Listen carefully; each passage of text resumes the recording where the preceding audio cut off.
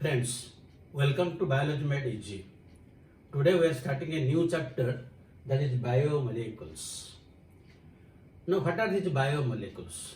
You know that inside the cell there are thousands of different chemicals are present. They may be inorganic, they may be organic, and the total is known as cellular pool. Now out of this cellular pool, there are some compounds which contain carbon. They are known as biomolecules. And if we take into account what is the percentage in weight in a human body, that means what are the different types of substance they are present or what are the different elements, we'll find that the maximum amount is oxygen by percentage. The next is carbon, the next is nitrogen, and next is hydrogen. Oxygen is present about 65%, while this is 18.5%, this is 3.3%, and this is about 1% by volume. Now again inside a cell, the different biomolecules which are present, how they are present. In a cell, the water content is highest. It is around 70 to 90% depending upon the type of cell. The next is protein. The proteins are around 10 to 15%, while the nucleic acids are 5 to 7%. And carbohydrates are around 2%, so carbohydrates are around 3%, and lipids around 2%, and other things are only in less than 1%. This is the major constituent of most of the cells. While in particularly in case of the human body, by percentage weight, maximum amount is oxygen followed by this. Now, if one wishes to study what are the different types of compounds that are present inside a living tissue, how to study it? In that case, one has to take a living tissue, and that living tissue will be grinded by means of mortar and pestle with the help of trichloroacetic acid. And that will make some compounds soluble and some are insoluble. So trichloroacetic acid,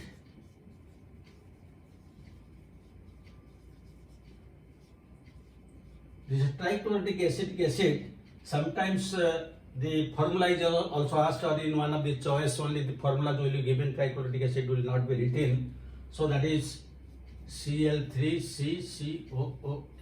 This is the formula for trichloroacetic acid. Now in this trichloroacetic acid, the living tissue will be grinded by means of mortar and pestle, and then it will be filtered with a cheesecloth. So when it will be filtered with a cheesecloth, then this will be the filtrate, and this here there will be residue or retentate. Now in the filter, what we'll get? We'll get acid soluble fraction. Acid soluble fraction, which is soluble in case of trichloroacetic acid, and here we'll get acid insoluble. What are the different types of substances that are present in acid soluble and in acid insoluble fraction? Usually in the acid soluble fraction, those which have molecular weight less than 1000 Dalton, they are present. Less than 1000 Dalton molecular weight, they are present. So what are these substances? These are usually monosaccharides. Like they may be sugars, they may be amino acids, they may be nucleotides, like this. Their molecular weight is less than 1000, and these are known as macromolecules. While in the acid insoluble fraction found in the residue, the polymers of the substances are present. When sugars are polymerized, it gives rise to polysaccharides like starch, glycogen, cellulose, all those things. When amino acids are polymerized, that gives rise to proteins. When the nucleotides are polymerized, they give rise to nucleic acids. Nucleic acids means DNA, RNA. So see, most of the major constituents that we have discussed, what are the different constituents that are present inside the cell. In addition to water, you see nucleic acids are present, proteins are present, polysaccharides and sugars are present, they are coming under carbohydrates. And amino acids and proteins, they are going under the nitrogenous compound, and nucleotides and nucleic acids, all are there. These are micromolecules, these are macromolecules.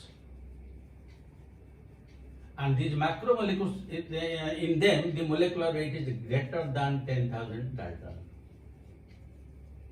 This is the basic difference between micromolecules and macromolecules. Less than 1,000 Dalton, micromolecules, and here coming sugars, amino acid, nucleotides, and also water is coming under this category.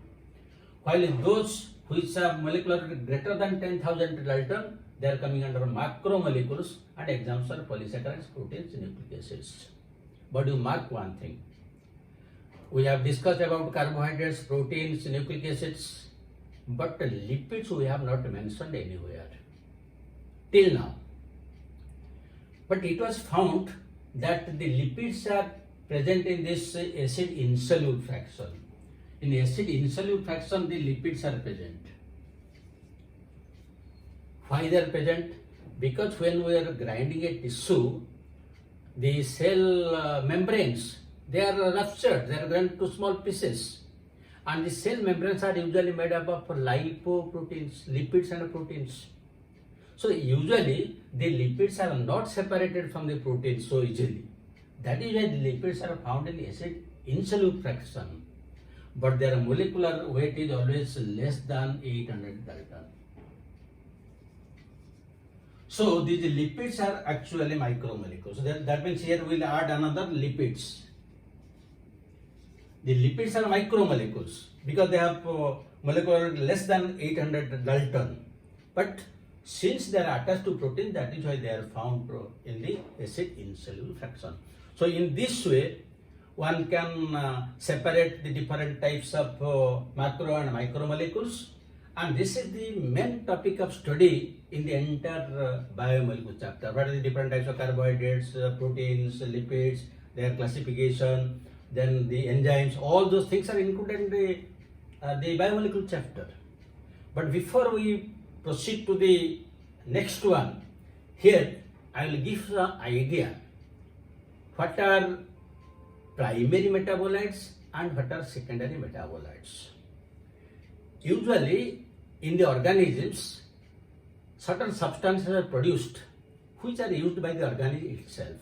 For example, sugars, amino acids, fatty acids, hormones, they are synthesized by organism and they are consumed at different places. But sometimes in plants and microbes, certain things are produced which are not used by them. Simply they produce it, but they do never use it. They are known as secondary metabolites. You can take the example of alkaloids, terpenes, pigments, all these essential oils. These are the secondary metabolites. They are not used by the plants. But the human beings, they use them in the form of drugs, pharmaceuticals, like that. So what are some examples of these secondary metabolites? Now you are clear what is primary metabolite, secondary metabolite. Primary metabolite means produced by in the organism and used.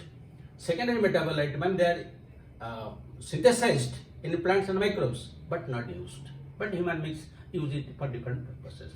So now I will give you a list of some of these secondary metabolites, which is very, very important from examination point of view.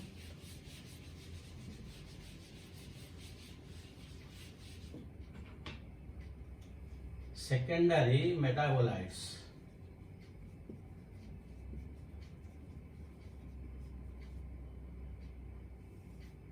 So the secondary metabolites, you can write one example, pigments. And pigments example, carotenoids, then anthocyanins. These are the examples. You can take a second example. Second example, alkaloids. In alkaloids, you can write morphine, codeine. Also, you can write nicotine. So many things are there. Also, strychnine, butane, so many are there. But more examples, it will be difficult on your part. Third one, terpenoids. Terpenoids, you can write monoterpene and diterpene.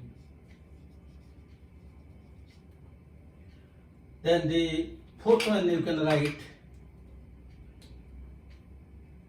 essential oils. And in essential oils, you can write lemongrass oil. Then the next example, you can write toxins. In toxin, you can write ricin and abrine. Then next, you can write lectins. And the lectins example is concanavalin A. Concanavalin A. Then next example, you can write drugs. And in drugs, you can write Vinblastin. And another example, you can write curcumin. Curcumin, which is present in turmeric. Then another example, you can write polymeric substances or polymers. Here you can write rubber, gum, and also cellulose. So these are the different types of secondary metabolites. From this part, very often questions are asked in different examinations. And the questions can be asked in two ways. I am not giving question now, but how the questions are set, if you will remember this, you can answer all the questions. How?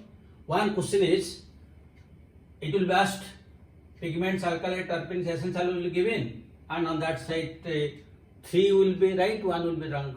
You have to choose which one is wrong. That is one question. You can write that one. The second type of question.